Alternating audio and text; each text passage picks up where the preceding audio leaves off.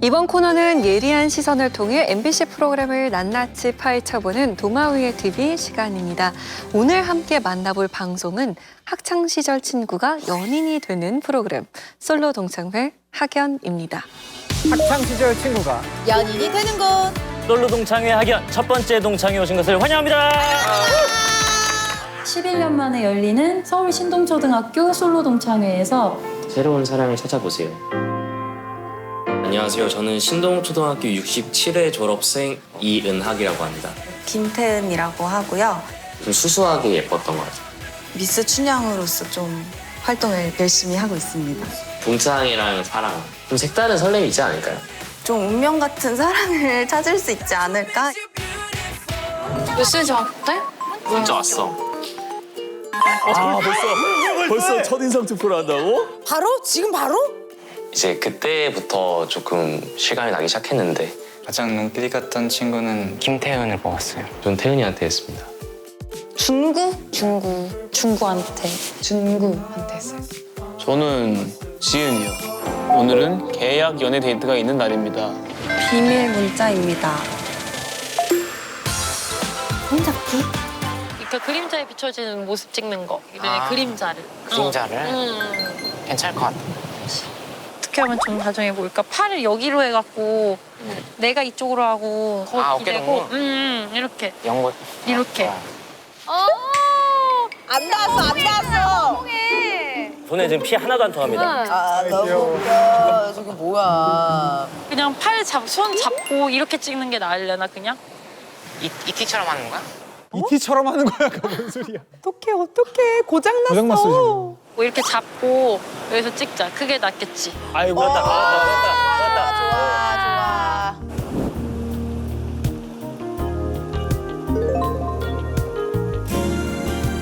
설렜어요. 잘 나왔어. 잘 안 나올 수가 없지. 첫 손잡은 날이에요. 지은이랑 사실은 제가 군대 휴가 나왔을 때 몇 번 만났던 적이 있었어요. 그 친구가 저한테 관심이 있었다 이렇게 얘기를 했었어요. 지금은 더 예쁜 것 같아. 자기야 맛있어? 조금 떨렸어요. 좀 설레더라고요. 그래서 수영을 잘하네. 그러니까 같이 가는 동선이니까 자연스럽게 잡으면 되겠다 라고 생각을 했었는데 자기가 먼저 무섭다니.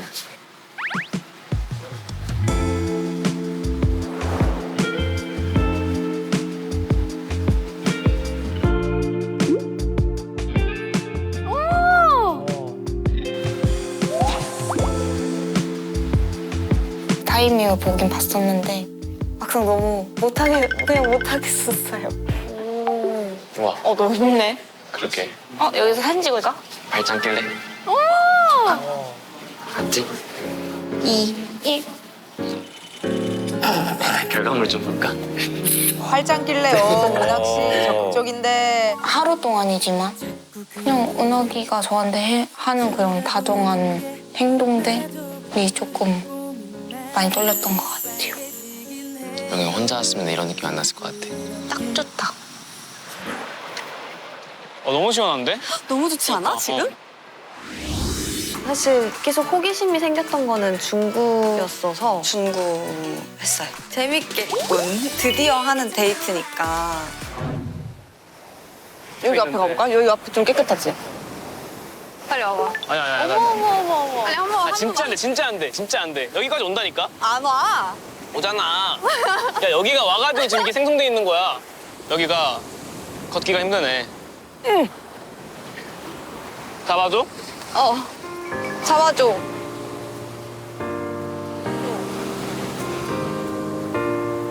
자연스럽게 손 잡았어요. 근데 손이 좀 따뜻하더라고요. 되게 차가울 줄 알았는데 의외로 따뜻하네. 저보다 더 적극적으로 임해줬던 것 같아요. 계약 연애를 해서 그렇게 하는 게 아니고 나한테 관심이 있구나. 확실히 있구나. 저는 그렇게 생각했던 것 같아요. 그림 잘 그려? 진짜 못 그려. 누나 쪽으로 다 갔어. 나 실적으로. 누나 있어? 너는 뭐 어떻게 돼? 그게? 나 언니 있어. 어째 지은이랑 똑같네. 나도 걔한테 넌 막내 아닌 것 같아. 걔도 막내고. 저는 지은이요. 예쁘죠? 심장 박동이 빨라짐을 느꼈거든요. 설렜던 것 같아요. 내 마음이 살짝 기울기 시작한다. 은하기가 저한테 하는 그런 다정한 행동들 많이 떨렸던 것 같아요. 동창회를 콘셉트로 한 학연은 우리 결혼했어요를 통해 시청자들에게 설렘을 전했던 오미경 PD가 새롭게 기획한 연애 리얼리티라는 점에서 시작부터 눈길을 모았는데요. 오 PD는 제작 발표회에서 어린 시절을 기억해주는 사람을 만났을 때 그 순수한 아우라를 기대하면서 제작했다고 밝히기도 했습니다. 위원들은 학연이 내세운 기획과 콘셉트 어떻게 평가하세요? 이 학연의 가장 중요한 컨셉트라면 역시 이제 어린 시절 추억을 함께 회상을 한다는 거, 거기다가 이제 연애의 감정을 갖고 이제 새로운 만남을 해볼 수 있다는 거, 그리고 친구들끼리의 우정을 확인할 수 있다는 요 세 가지인데 그 부분들이 적절하게 다 요소 구현이 됐던 것 같아요. 그리고 이제 다른 연애 프로그램들에서 종종 아예 연애 감정이 없는 사람들끼리의 그 케미가 정말 무의미해서 사실은 보지 않아도 되는 장면들이 있는 경우가 있어요. 근데 이 프로그램 같은 경우는 기본적으로 친구 동창이라는 걸로 이어져 있어서 그런지 그때는 쇼컷이었지. 에? 아니었어? 아니었는데. 그런 부분에서 이 다양한 관계들이 만드는 부분들이 흥미롭게 다가왔던 것 같습니다. 연애 프로그램이라고 하게 되면은 이게 리얼리티지만 연애 드라마로서의 서사를 대체하는 그런 측면이 있거든요. 그렇기 때문에 연애 드라마에서 나올 수 있는 설렘을 이렇게 보는 것이 시청자의 재미인데, 근데 그러자고 하자면 약간 출연자 개인이 매력이 있어야 하거든요. 근데 사실 이 학연 같은 경우에는 약간 개인의 매력을 부각하는 데는 그렇게까지 성공하지 못했다는 생각이 들어요. 가령 예를 들어서 출연진 중에 한 명인 은하기 외모를 가지고 뭐 감자상이라고 말한다든가 데이트를 하는데 관심 없는 친구에게는 너무 잘 안 해주는 것 같은 느낌이 드는 장면이 있었거든요. 그다음에 또 준구 같은 출연자 경우에는 데이트를 나갔는데 먹는 걸 좋아하는지 부탁이 있는데 15분 동안 말 안 하고 먹을까 우리? 혼자 먹는 약간 이런 모습이 있었어요. 사실 이런 것들이 굉장히 어떻게 보면 귀엽고 그냥 일상적이고 평범한 모습이지만 시청자들이 보기에는 연애 프로그램에 나올 만한 어떤 그런 매력적인 서사는 아닌 것이죠. 그런 점이 조금 아쉽게 여겨졌습니다. 그 연애 리얼리티 쇼 같은 경우에는 정말 시청자층이 다양하다고 생각하거든요. 두 가지 형태로 좀 분류해 보면, 첫 번째는 자신의 연애 경험 또는 현재 상황, 미래 연애 상황 이런 것들 상상하면서 나라면 어땠을까 비교하면서 몰입하는 그런 형태가 있을 것이고요. 두 번째는 좀 한 걸음 떨어져서 다양한 그 출연자들 사이의 심리전 갈등을 관망하면서 거기서 느껴지는 극적 상황을 즐기는 그런 좀 관람형이 있을 것 같아요. 학연 같은 경우에는 이 두 부류의 시청자 모두에게 약간 매력적으로 흥미로울 수 있는 구성이라고 생각합니다. 아무래도 이제 동창의 존재라는 게 대한민국의 거의 모든 사람들이 가지고 있는 어떤 추억이기 때문에 조금 더 빠르게 몰입할 수 있는 장점이 있었던 것 같고요. 또 빠른 전개와 반전을 거듭하는 서사가 확실히 좀 극적 쾌감을 준 부분도 있는 것 같아요. 다만 이 두 가지가 서로 유기적으로 어떤 시너지 효과를 냈는지에 대해서는 개인적으로 좀 의문이에요. 초반에는 굉장히 애틋한 감정이 품어 나오는 만남을 이야기하다가 급작스럽게 이건 피도 눈물도 없는 사랑 쟁탈전으로 확 바뀌어버리니까 두 가지 어떤 장점이 시너지 효과를 내기보다는 좀 상쇄되었다라는 생각이 좀 들었습니다. 이번에는 학연의 에피소드를 조금 더 상세히 살펴볼게요. 사랑과 우정 사이를 보여주며 긴장감을 조성한 동창들의 신경전부터 서로에 대한 관심을 확인하고 폭풍 설렘을 안겨준 썸의 순간까지 학연으로 얽힌 사이에서 마음을 주고받는 관계로 발전한 이들의 서사가 전개되고 있습니다. 연애 프로그램 특유의 매력으로 과몰입하게 만들었던 장면을 한번 꼽아주신다면요?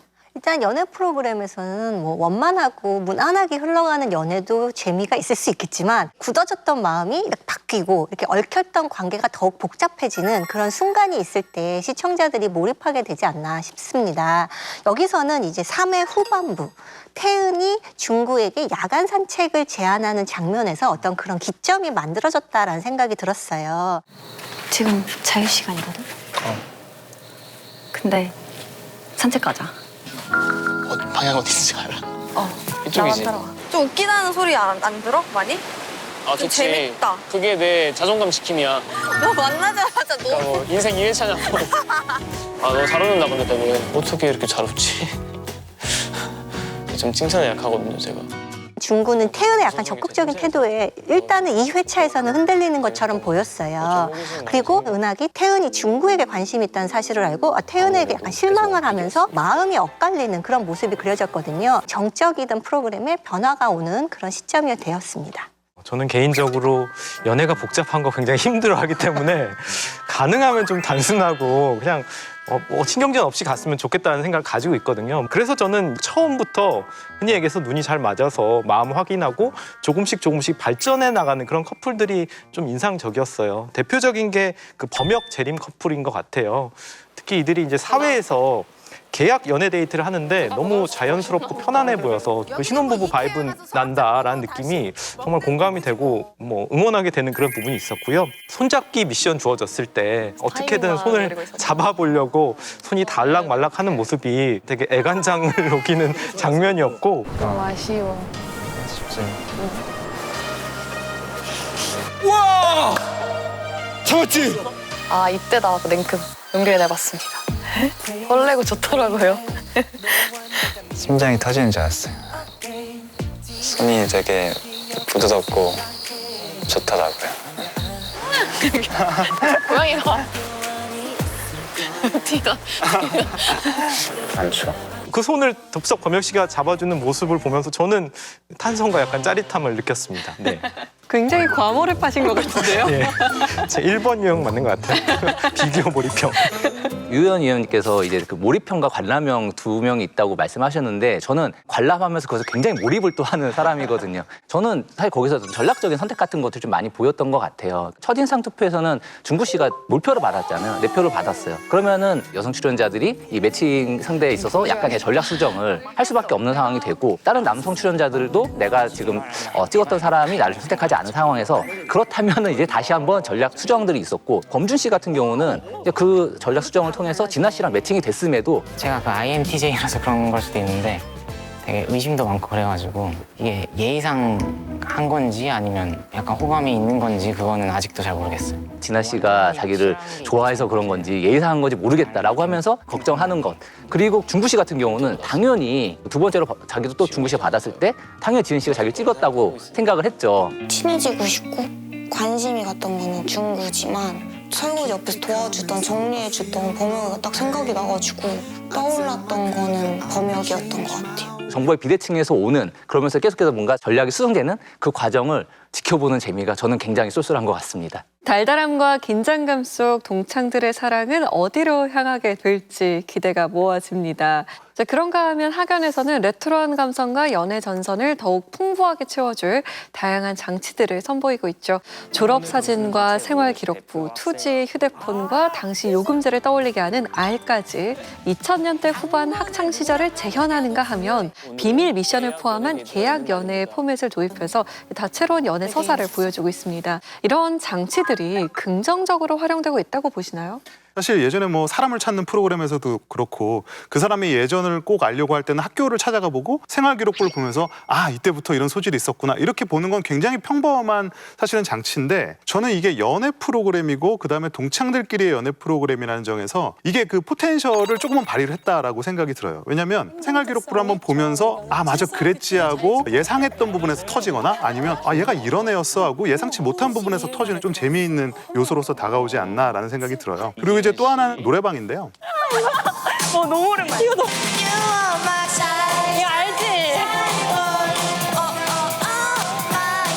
이게 동창들 간의 모임이다 보니까 응답하라 느낌의 추억 소환의 이미지들이 만들어진 것 같아요. 그런 것들이 장치의 신선함을 떠나서 결국은 얻게 된 소득이 아니었나 생각은 합니다. 출연자들하고 이제 동시대 문화를 경험한 시청자들에게는 자연스럽게 당시의 추억과 향수를 불러일으키는 그럼으로써 이제 시청 흥미도를 높이는 효과가 있었고요. 이제 기성세대에게는 저 세대에는 저런 문화가 있었구나 좀 이해의 폭을 넓힐 수 있는 그런 장치들이 많이 등장했던 것 같습니다. 가령 이 프로그램에서 투지 휴대폰이 아주 중요한 소통의 장치로 활용이 돼요. 제작진과의 소통도 있지만 서로 문자도 주고받는 그런 역할도 하고 다만 전체적으로 봤을 때 굳이 이게 필요한가라는 생각이 드는 거예요. 왜냐하면 이미 자기들끼리 자기 개인 휴대폰으로 사진도 찍고 개인으로 메시지를 주고받는 장면들이 포착이 되거든요. 그래서 이 2G 휴대폰의 어떤 기본적인 역할 자체가 굉장히 의미가 퇴색된 그런 부분이 느껴졌고요. 또 자기소개 생활기록부를 활용하는 것도 결국 어린 시절에 굉장히 착실하고 모범생이었던 친구들이 지금 현재는 명문대에 다니는 엄친딸로 자랐다는 좀 뭐 전형화된 그런 귀결된 느낌이 들거든요. 그 안에 조금 다양성을 부여하지 못한 부분이 개인적으로 좀 아쉽습니다. 하여튼 그래도 저는 이제 좀 생활기록부에서 좀 연동된 자기소개라는 부분이 연애 프로그램으로서 타 연애 프로그램과는 좀 이제 구분되는 지점은 좀 있는 것 같아요. 그러니까 생활기록부라는 걸 이제 보여주면서 단순히 이거를 뭐 그때 모범생이었던 친구가 지금 그냥 공부를 잘해서 잘 됐다라고만 하기에는 또 거기서 약간 어쨌든 이제 굴곡이라는 게 다 있긴 하거든요. 태은 씨 같은 경우 6학년 때 발목 부상을 당하고 춤을 포기했다가 우연히 한양대학교 무용과 따라하기 영상이 떠서 그걸 우연히 봤는데 그 영상을 딱 보자마자 아 뭔가 이거 내가 안 하면 후회할 것 같다는 생각이 들어서 다시 마음을 다잡고 한국무용으로 이제 처음에는 단순히 발레하던 친구가 좀 미스추니가 됐나 봐라고 생각했던 사람들도 고난의 서사가 있었구나 이런 거 이제 알 수 있고 그 은학 씨 같은 경우가 소위 이제 사람들이 말하는 명문대라는 곳 진학을 했고 했는데 갑자기 군대에서 어떤 인연 때문에 자기가 이제 연기로 지금 이제 자기 인생을 좀 준비하고 있다고 했을 때 어떤 그 의외성 그런 것들이 이들이 아직 그 직업이 명확하지 않은 사람들 때문에 그 보여지는 그 장점도 있고 그것이 생활기록부라고 하는 자기들이 가지고 있는 추억 안에서 연결시키는 면에 있어서 다른 연애 프로그램과는 좀 차별점이 있지 않나 생각을 합니다. 제작진이 많은 레트로한 설정들과 장치를 배치는 하긴 했지만 사실 옛날 휴대폰을 쓴다고 해서 과거의 뭐 레트로한 정서가 살아나는 건 아니잖아요. 그렇기 때문에 우리가 이런 장치들을 통해서 하고 싶은 것은 무엇이냐면 보는 사람의 마음속에 어떤 기억을 건드려야 된다는 생각이 들었어요. 그렇기 때문에 이야기 자체를 조금 더 자연스럽게 어떤 추억으로부터 현재에 이르기까지 그 과정을 그렸어야 되는데 장치들이 초반에 나왔다가 사라졌다가 다시 나왔다가 사라졌다가 이렇게 반복하는 느낌이 들어요. 그리고 이제 뭐 계약연애 같은 그런 미션이 있는데 동창들끼리 자연스럽게 만나서 어우러지다가 사귀는 과정으로 가는 것들을 추구하는 이야기에서 갑자기 계약연애를? 약간 이런 생각이 드는 거죠. 그래서 이 모든 것들이 장치가 있지만 감정과 잘 유기적으로 어우러지는가 이 부분에 대해서는 의문도 있습니다. 연애 프로그램의 또 다른 재미, 시청자와 설렘을 공유하는 패널들의 리액션일 텐데요. 이석훈, 이은지 씨를 필두로 5명의 패널들이 학연 주접단으로 모여서 긴장과 설렘의 순간을 함께하고 있죠. 그 중에서도 연애 프로그램에 최적화된 활약을 보여준 패널 누구라고 보세요?